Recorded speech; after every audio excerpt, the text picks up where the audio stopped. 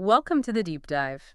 Today, we're tackling something really fundamental, something that affects pretty much everyone when they think about their career or development or just life planning. And that's our own abilities. It really is astonishing, isn't it? Hmm. How often we just, well, overlook or completely discount the things we can actually do. Yeah. Our research, the material we've looked at for this, it's crystal clear. We either take our skills for granted because, they feel routine, part of daily life. Or worse, right. We actively downplay them. Exactly. Because we're worried about seeming boastful, maybe a bit pushy. We end up hiding our lights under, well, the sources call them convenient bushels. And that has a real personal cost. A huge one. Absolutely. I mean, if you're thinking about a career change or maybe getting back into work after a break, or even just trying to figure out what a fulfilling retirement looks like, well, you can't really do that properly without knowing what you bring to the table. A full, honest inventory. That's really the mission for this deep dive, isn't it? Helping you, our listener, to identify, maybe categorize, and definitely validate all the skills you have, especially those ones you picked up outside of, formal school or your paid job. And that starts with a challenge, really. The material asks you to answer three pretty big questions. Who are you? Where are you right now, honestly? And where do you genuinely want to go? This isn't just ticking boxes, though. It's not just an admin task. No, not at all. The real aim here is to pull all these skills together, even the hidden ones, so you can maybe revitalize old goals or find the confidence to build new skills and ultimately find, well, real fulfillment throughout your whole life, really. Whether that means better job prospects now or planning for a really meaningful third age, as the material calls it, this kind of deep self-assessment, it's the starting point for what one source described as an exhilarating and rewarding voyage of self-discovery. Okay, so let's start at the beginning. Let's lay that groundwork. When we talk about life skills, what do we actually mean? We need a good working definition. Right. At its absolute core, a skill is just the ability to do something. Simple as that. Okay. And the material suggests we spot skills by using those descriptive action words, the ing words, reading, coordinating, advising, computing, dancing even. If you can do it actively, it's a skill. And it's important to separate that from just a physical attribute, right? Like being tall or having a certain eye color. Precisely. Attributes are more static, being the fastest runner maybe or the strongest weightlifter.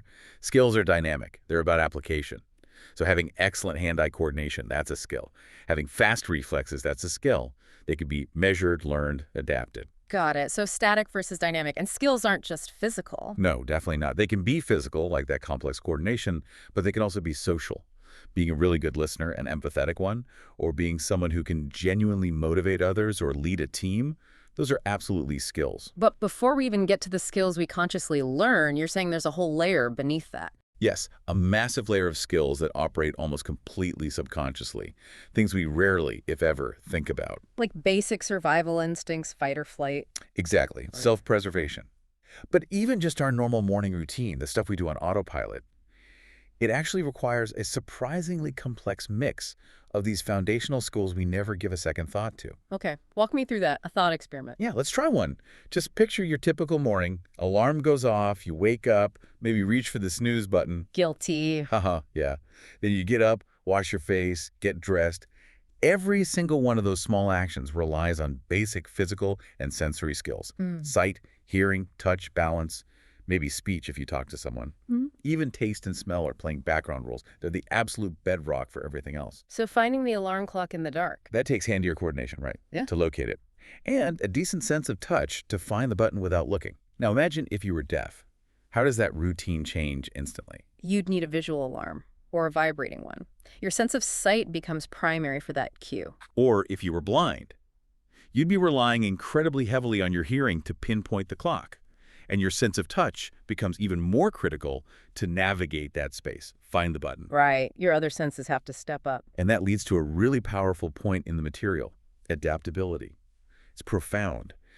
When one of those foundation skills is lost or compromised, the other faculties often compensate. They sharpen, sometimes dramatically, to fill that gap. Like the common observation that people who lose their sight often develop much keener hearing. Exactly. It's almost a survival mechanism kicking in. And we see this in really extraordinary ways with people who have acute physical disabilities. They develop these alternative skills that are just awe-inspiring. Artists who paint incredibly detailed work using only their mouths or their feet. Demonstrating a level of coordination and control that most people, well, frankly, don't have with their hands. Precisely. It's this fascinating inversion. Overcoming a huge limitation doesn't just bring you back to baseline. It often forces you to acquire a wider, sometimes more demanding, more finely tuned set of skills than you started with. That's a really important perspective shift. Okay, so we have these foundational, often subconscious skills. Yeah. What about the next layer up, the basic learning skills? Right, the ones that structure modern life. Yeah. The traditional 3 Rs, as they used to be called. Reading, writing, arithmetic, starting with numeracy. And we're not talking advanced maths here, just that solid ability to add, subtract, multiply, divide, without immediately reaching for your phone. And, crucially, understanding what those numbers mean in context. Why is that so critical, according to the sources? Well, the material really hammers this home. Without basic numeracy, even simple, everyday tasks can become incredibly stressful, almost traumatic. Think about grocery shopping. If you can't understand the quantities on packaging, or figure out unit pricing to compare value, or accurately check your change, or even just make sense of the receipt afterwards, the whole process becomes confusing and potentially costly. It makes navigating in the modern world really difficult. Yeah, I can see that.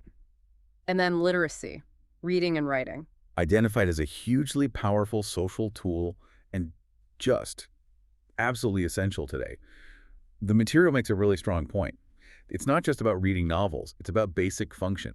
Reading instructions on medication, safety labels at work, filling out forms. The idea that you could work in, say, a factory years ago without being able to read, those days are gone. Long gone. Modern life, modern work demands literacy. And you mentioned that paradoxical skill idea again here. Yes, with Braille. Someone who reads Braille isn't just reading, they're translating complex patterns of raised dots through an incredibly refined sense of touch. That requires a combination of motor skills and interpretive ability that's arguably more complex than visual reading for a sighted person.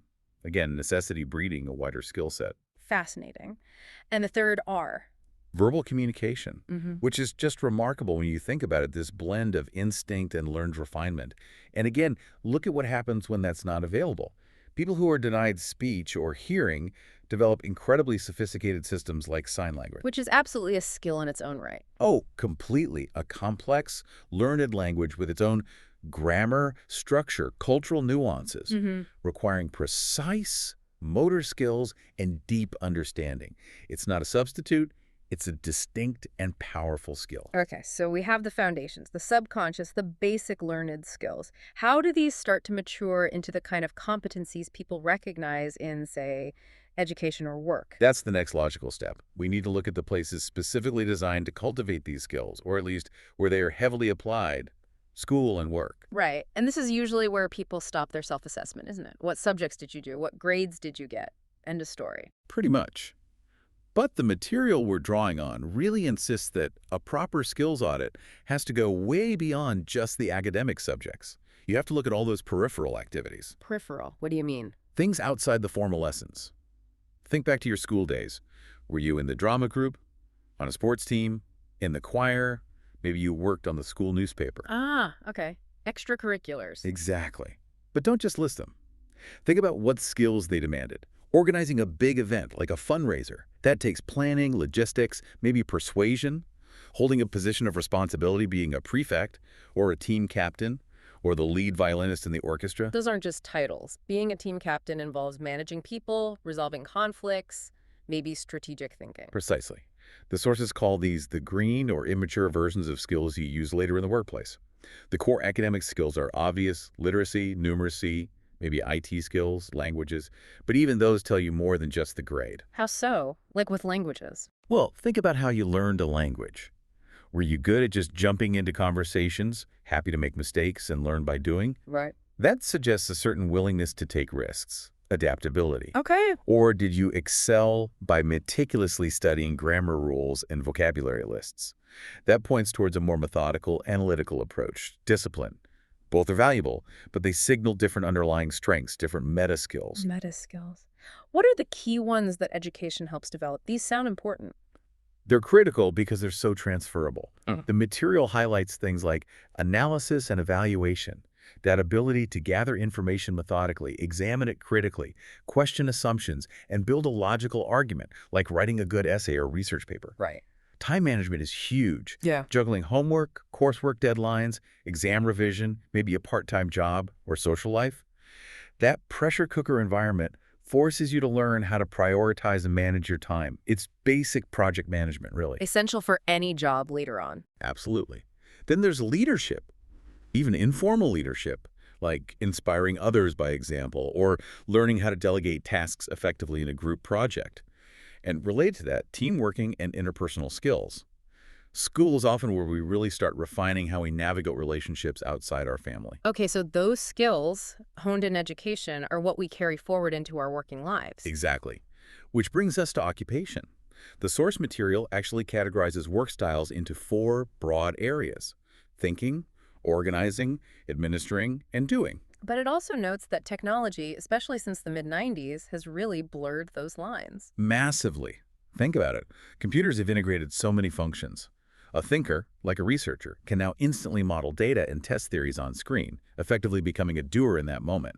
An organizer might now manage their own databases and scheduling, taking on administering tasks. So everyone's expected to do more, to be multi-skilled. Pretty much. The sources call it multi-skilling. It definitely increases pressure. But the material argues it also demands and fosters high levels of adaptability. The ability to switch between different modes of working, integrate different tools. It's become essential. Look at computer literacy. It went from being a specialist skill to a basic expectation incredibly quickly. Given all that blurring, does a job title even mean much anymore? The material seemed quite dismissive of broad labels like managerial. Yeah, it called them practically meaningless on their own. A title is just a label. The job description, or even just thinking about the actual day-to-day tasks, that's where you identify the real skills involved. Like the supervisor example. Perfect example. A supervisor needs leadership, sure, but also strong organizational skills, communication skills, maybe mentoring abilities if they're training staff. The number of people they supervise affects the level or scale of the skill needed, but the fundamental type of skill, leading, organizing, communicating, that's portable. Okay, let's use those action words, the ing words, to break down skills in different work areas, starting with jobs involving people or animals. Right. You've got serving, dealing directly with the public, like in retail or hospitality. That demands really high interpersonal skills, patience, self-control, conflict avoidance. Definitely. Then maintaining or caring. That could involve knowledge of hygiene, nutrition, first aid, animal husbandry, skills focused on well-being and upkeep. Okay. Persuading. Sounds like sales. Sales, yes, but also think about lawyers arguing a case, or someone negotiating a contract, or even fundraising. Huh? It involves understanding your audience, building a case, negotiation, encouragement. Got it. And instructing. How is that different from advising? The key difference is authority. Instructing implies a clear hierarchy and an expectation of compliance. Think police officers, military personnel, teachers in certain contexts, driving instructors. There's a transfer of knowledge, but within a structure of authority. Okay. What about the working creatively sphere? Is that just the arts? No, much broader than that. Of course, it includes writing, painting, music, sculpture. But think about scientific research. That needs inventiveness, new ways of looking at problems, or even in an office setting, devising a new, more efficient workflow, designing a better form, finding a creative solution to a logistical nightmare. That's all creative work. And that might involve skills like brainstorming. Absolutely. The ability to just generate ideas freely, without judgment initially, letting your mind run, coming up with conventional and unconventional options, that's a specific skill. And then creating or composing itself. Which could be a solitary act, like writing a book or composing a piece of music. Or it could be collaborative, like choreographing a dance involving multiple people, which requires deep technical knowledge of the art form and understanding the capabilities of the performers. Using these ing words helps us dig past the job title to the actual transferable skill. Right, this is making sense. Now, we get to a part I found really eye-opening, the skills we develop at home and through our hobbies. The sources call these the hidden gold mines. They really are. And the material emphasizes these are often the most overlooked and undervalued skills. Particularly, though not exclusively, for women who might be returning to work after taking time out for family or caring responsibilities. There's this assumption that what happens at home is somehow less skillful. Exactly, a stubborn, outdated idea. The The material brilliantly uses the example of just organizing a regular family grocery shop to show how complex it actually is. Okay, break that down. How is grocery shopping like management? Well, think about the steps. Identifying needs, what's run out, what meals are planned. That's basically stock taking. Okay. Drawing up the list, that's goal setting. Checking prices, maybe comparing unit costs, that's fundamental budgeting. Right. And if you involve others, like kids or a partner, deciding who gets what, maybe who pushes the trolley, agreeing roles, that's teamworking and delegation. Wow. Okay, when you put it like that, successfully getting the weekly shop done actually proves you can manage a multi-step project with resource constraints. At a basic level, yes. But scale that up to managing a whole household, especially with a family. The sources argue this requires an incredibly complex suite of high-level managerial skills.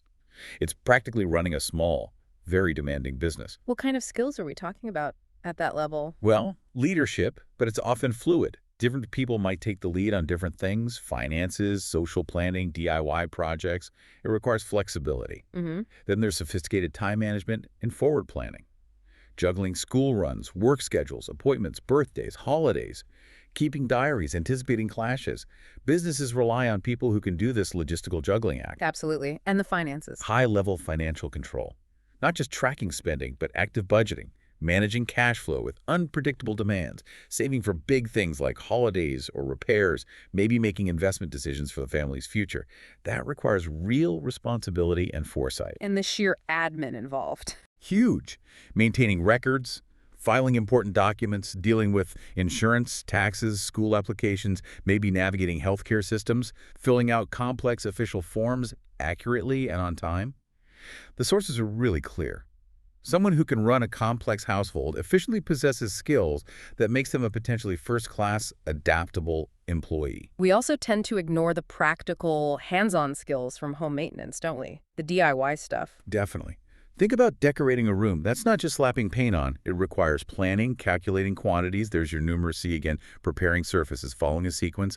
You can't paint before you fill the holes. True. Or basic plumbing. Changing a tap washer, unblocking a drain. That involves diagnosing the problem, understanding the mechanics, applying a fix, testing it. Same with basic car maintenance, checking oil, water, tires, lights. It's problem solving and following procedures. Even things like cleaning or laundry. Yes. Cleaning often requires a methodical approach. Knowing which products to use for what, understanding safety precautions with chemicals. Laundering involves sorting materials, understanding different machine programs, maybe stain removal techniques. These are all practical, process-driven skills. Okay, let's switch gears slightly to pastime skills. Hobbies. Why are these considered such important signposts? Because the motivation is intrinsic. It's what you choose to do, what you want to do, not what you have to do for work or family. That tells you a lot about self-motivation, passion, and discipline. So hobbies automatically involve specialist knowledge. Usually, yes. Uh-huh. And a commitment of time and effort, purely for personal satisfaction. If your hobby involves a formal group, a sports club, a historical society, a book group, you might also develop organizational skills there. Ah, like being the club treasurer or secretary. Exactly. Treasurer means handling money, keeping records, maybe reporting direct financial skills. Secretary means communication, organization, minute-taking admin skills. These are directly transferable. What about solitary hobbies, like collecting or model making or gardening? These are fantastic indicators of self-motivation. Setting your own goals, maintaining high personal standards, dedicating time without external pressure. These show initiative and discipline that employers value. You don't need someone standing over you. But the source materials seem to suggest the biggest potential source of transferable skills here is voluntary work. Without a doubt. It's often underestimated. Think about someone running a local youth club or a community cafe or a support group for the elderly. They're basically running a small nonprofit. Absolutely. They're managing people, volunteers, clients, handling finances, fundraising, budgeting, doing admin, organizing events, building teams, communicating with stakeholders. It hits almost every skill needed to run a business. And the material mentioned you can sometimes get formal qualifications for this. Yes. Things like NVQs, National Vocational Qualifications in areas like advice and guidance or management can sometimes be awarded based purely on the experience and skills demonstrated through long-term, committed, voluntary work. It's recognition of real-world learning. So the big picture here is that life outside the 9-to-5 isn't just downtime. It's actively building and honing these crucial portable skills. That's the core message. Every part of your life is a potential skills workshop. Okay, so we've identified skills from all these different areas: foundational, education, work, home, hobbies. Now, how do we make them work for the future? This idea of portable skills. Right. Portable skills are those core competencies that you can adapt and apply regardless of your situation. The key is to look across all the audits you've done from worksheet 1 through 24, metaphorically speaking, and see which skills keep popping up. What are the consistent threads? Those are your power skills. And the value of knowing these really comes through when things change, doesn't it? During a crisis or a major life transition. Exactly. That's why the case studies in the material are so powerful. They show portability in action under pressure. Let's look at Ruth Harris first. Okay, remind us of her situation. Ruth was 48. She'd been a head of department, a French teacher, but left her career for 14 years to care full-time for her mother. After her mother passed, Ruth felt mentally drained, her confidence was shot, and she felt her professional French skills were rusty. Going back to teaching felt impossible. Tough spot. But what were her underlying portable skills? Despite how she felt, her base was incredibly strong. Obviously, high-level French. Proven teaching and instruction skills. Leadership experience head girl, head of department. Excellent organizational skills from planning school trips and events. And critically, 14 years developing top-notch caring and supporting skills. So the skills were there, just dormant or overshadowed by her recent experience. Precisely. The consistent themes were communication, organizing, leading, advising, and caring. Her immediate challenge wasn't a lack of ability, it was exhaustion and low self-belief. She needed a way back in, something less demanding initially. So what were the options suggested? They focused on leveraging her advisory and caring skills in a new context. She could offer voluntary counseling or support to other carers. This would immediately use her dormant teaching and advice skills, but in a supportive, lower-pressure social setting. The goal was rebuilding confidence. A stepping stone. Exactly. Long-term, this could lead back to private French tuition, maybe starting small. Or, since she had fewer ties, she could even consider using her language skills to live and work abroad, perhaps tutoring English in France, using old skills in a new way to navigate the transition. Okay, let's contrast that with Louise Shaw. Younger, different situation. Yes, Louise was 25, a very successful PA whose life changed overnight due to a serious riding accident. Multiple fractures, limited mobility, partial use of one hand, and significant facial scarring. This led to severe self-consciousness, causing her to quit her job and withdraw socially. What was her skills base like before the accident? Really strong, excellent communication, both written and verbal, great interpersonal skills, top-notch secretarial and organizational abilities, good hand-eye coordination, which she used for pottery as a hobby, and obviously keyboard skills for work. She even had some basic knowledge of ceramics valuation. But the accident directly impacted her ability to use some of those skills. Profoundly. Competitive riding was out. Her hand injury limited detailed pottery work. But the biggest block was psychological. Her self-consciousness about her appearance undermined her confidence in using her strongest assets, her fantastic communication and people skills. She was essentially silencing her own best talents. So how could she leverage her skills despite these challenges? The suggestions were quite creative. They really were. One idea was to turn the negative hospital experience into a positive. Use her communication skills and recent experience to encourage other patients going through similar recovery, training by example almost. This forces her to use her voice, her empathy, making her appearance secondary. And that linked to a job suggestion. Yes, a perfect interim step.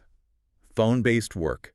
Telesales, customer service, reservations, roles where clear, articulate communication is vital, but visual appearance is irrelevant. It allows her to rebuild confidence in her core communication strength without the pressure of face-to-face interaction initially. What about the pottery skill? This was clever. Instead of focusing on the physical making, which was now difficult, she could take a course in ceramics history or valuation, transferring the interest from a physical skill to an academic, knowledge-based one. That knowledge is completely portable and unaffected by her physical limitations. Turning a hobby into potential expertise. Exactly. And finally, combining her past passion with her new reality, using her equestrian knowledge and newfound empathy to help her family adapt their riding stables for disabled riders. Finding a new application for old knowledge shaped by her recent experience. These case studies really drive home the point. Your transferable skills are like a life raft. They're the concrete things you can hold on to when everything else feels uncertain. And notice how Louise, through her recovery, likely developed new skills. patience, resilience, deeper empathy. Crisis often forces new skill development out of necessity. Okay, so you've done the audit, identified your portable skills. Now the crucial step, matching them to the reality of today's workplace. Which has changed dramatically. The material points to global competition, technology shifts, cost cutting. Mm. It's led to more short-term contracts, more part-time work, a huge emphasis on flexibility, and that multi-skilling we talked about. And there's an age factor too, isn't there? Definitely. Restructuring and early retirement drives, especially in the 90s and 2000s, pushed a lot of very experienced people, often middle managers in their 40s and 50s, out of traditional roles. So there's this large pool of highly skilled, adaptable talent looking for new opportunities, sometimes competing for roles previously seen as younger. So how do you make the match successfully? Honest self-appraisal is key. You take your portable skills audit worksheet 26 in the source materials framework, and you meticulously compare it to what job adverts are actually asking for, reading between the lines, not just looking at the title. Let's try decoding those examples again. Sales assistant at presents from the past. Right. The title says sales assistant. But what's implied? You need numeracy for the till and stock. You need merchandising skills, making things look good. You absolutely need teamwork skills to work smoothly with colleagues on the shop floor. And you need strong, resilient social skills to deal positively with customers all day long. It's much more than just selling. Much more. How about the typist cashier at Martin & Hockby? Okay, what skills are hidden there? Well, there are essential technical skills. Typing speed and accuracy, manual dexterity, probably audio typing, definitely numeracy for handling cash and accounts. Those are baseline. But then there are the crucial useful skills. Teamwork is likely important in an office. Understanding legal terminology might be helpful if Martin & Hockby are solicitors. And critically, given the cashier part implies customer interaction, good social skills, maybe even a sense of humor, are probably vital for the role. You have to look beyond the functional label. This detailed matching isn't just for paid employment, though, is it? It applies just as much to planning for life after work, the third age. Absolutely, and this is becoming increasingly important. With medical advances, living to 100 isn't unrealistic for many. If you retire at, say, 55 or 60, you could easily have 30 or 40 years ahead of you. That's a huge chunk of life. And the danger the material warns is just aiming for relaxation. Yes, that sounds appealing initially, but it can quickly lead to boredom. Maybe financial worries if savings aren't substantial, and crucially, the decline of your mental and physical abilities. The old use it or lose it's principle is very real. We need purpose, engagement. So how can people apply their skills meaningfully in retirement? One highly satisfying route is taking skills to the community. Local charities, schools, community groups are often desperate for expertise. Got financial skills. Become a school governor or treasurer for a local charity. Got admin or HR experience. Serve on local panels or tribunals. Got practical skills, driving, decorating, gardening. Offer help to elderly or infirm neighbors. It provides purpose and uses skills that might otherwise atrophy. Exactly. And it helps make social experiences satisfying. Instead of just meeting friends for coffee repeatedly, which can sometimes lose its spark, joining groups with a shared purpose, a conservation group, a local history society, a campaigning charity, changes the context of social interaction. It becomes about contribution, not just consumption. This is where the U3A model comes in, the University of the Third Age. Yes, it's highlighted as a fantastic example. It's basically a self-help, self-managed learning cooperative run by older people, for older people. Members share their own knowledge and skills, running study groups, creative activities, leisure pursuits, whatever they're interested in. And it's not about getting qualifications. No, that's the beauty of it. It's learning for the sheer joy of it, for social connection, for keeping the mind active. They cover everything from philosophy and languages to bridge and photography, purely based on members' interests and willingness to share. Alongside that, there's also the option of more formal study, extending the skills base. Definitely. Lifelong learning is more accessible than ever. The Open University is mentioned as a major provider, offering degrees and courses in a huge range of subjects, specifically designed for flexible, distance learning. They cater to all ages and abilities. And they accommodate disabilities, too. Yes. The material notes they make special provisions, materials in different formats, arrangements for residential schools or exams to ensure physical handicaps aren't a barrier to study. The core message is, keep learning, keep your mind engaged. Whether it's U3A or a formal degree, use them or lose them, applies just as much to mental skills as physical ones. So, reflecting on this whole deep dive, we've journeyed from the most basic subconscious skills like sight and balance, All the way through school, work, the complex management needed to run a home. right up to planning for potentially decades of active life after formal retirement. It's a huge spectrum. And the single most important thread running through it all seems to be that every experience is a skill building opportunity. Hmm. Even the tough times, the career breaks, the crises, they all forge abilities. That's absolutely the key takeaway for you, the listener. Your life, all of it, has equipped you with valuable, portable skills. Maybe you haven't recognized them, maybe you've undervalued them, but they are there, those consistent threads running through everything you've done. So the challenge we leave you with is to actually do that audit. Use the frameworks we've discussed, cross-reference your experiences, and maybe start sketching out that third age action plan the material talks about. We've laid out the blueprint. The next step is yours. And think about this. If formal work, the thing we often define ourselves by, only accounts for maybe 40% of our adult lifespan, well, this whole discussion shows that a successful, fulfilling life isn't really measured by job status. It's measured by how we apply our knowledge, our skills, across the entire lifespan. Which leads to that final provocative thought. If work is only 40%, what amazing, rewarding possibilities lie waiting in that other 60% now that you have a clearer picture of everything you're capable of bringing to it? That really is the start of an exhilarating and rewarding voyage of discovery.